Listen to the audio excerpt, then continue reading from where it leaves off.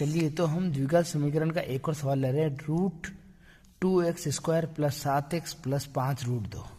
देखिए, रूट को देख के ज़्यादातर बच्चे घबरा जाते हैं, तो आपको घबराना नहीं है।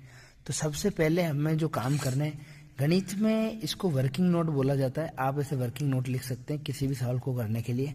पहला काम हमें ये करना है, पहली संख्या को गुणा करना है तीसरी संख्या से। तो पहली संख्या आपकी है √2x² और तीसरी संख्या है 5√2। इनको गुणा किया तो क्या आया आपके?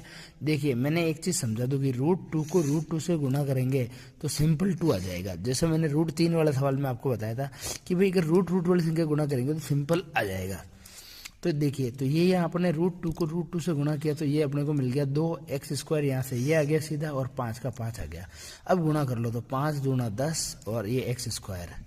ठीक है, तो पहला काम हमने कर दिया कि पहली और तीसरी संख्या का गुणा कर लिया तो ये आ गया आपके 10x²। अब दूसरी चीज़ है आपके, दूसरा काम करेंगे अपन की जोड़े या घटाए तो बीच वाली संख्या आ जानी चाहिए। तो बीच वाली संख्या आपके 7x है, तो 7 के ऐसे टुकड़े करो।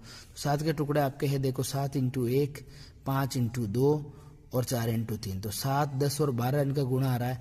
तो देखिए अपना 10 आना चाहिए, मतलब ये 10 आ रहा है आपके इससे 5 और 2 से। तो सही टुकड़ा बेटा आपके 5 और 2। तो अपन ने 5x और 2x को जोड़ा तो 7x आ गया, मतलब बीच वाली संख्या आ गई।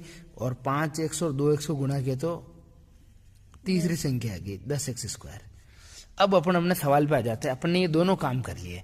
ये दोनों काम आपको हर सवाल में करने ही करने हैं, चाहे रूट का सवाल हो या बिना रूट का।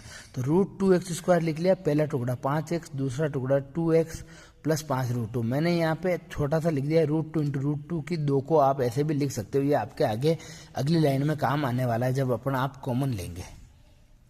अब अपन ने कॉमन ले लिया यहाँ पे x, √2x + 5, √2x + 5, ये अपन ने कॉमन ले लिया यहाँ पे।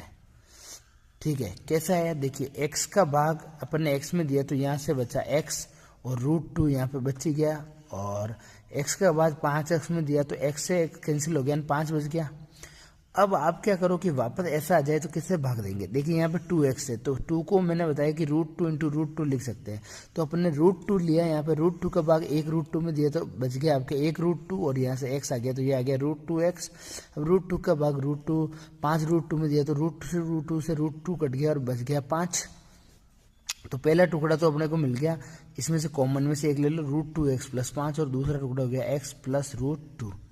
तो ये दोनों टुकड़े आ गए। अब आपको देखना है कि गणित में ये एक बहुत अच्छी सुविधा है कि आप उत्तर की जांच कर सकते हैं। तो √2x + 5 और x + √2 को गुणा किया तो ये आ गया वापस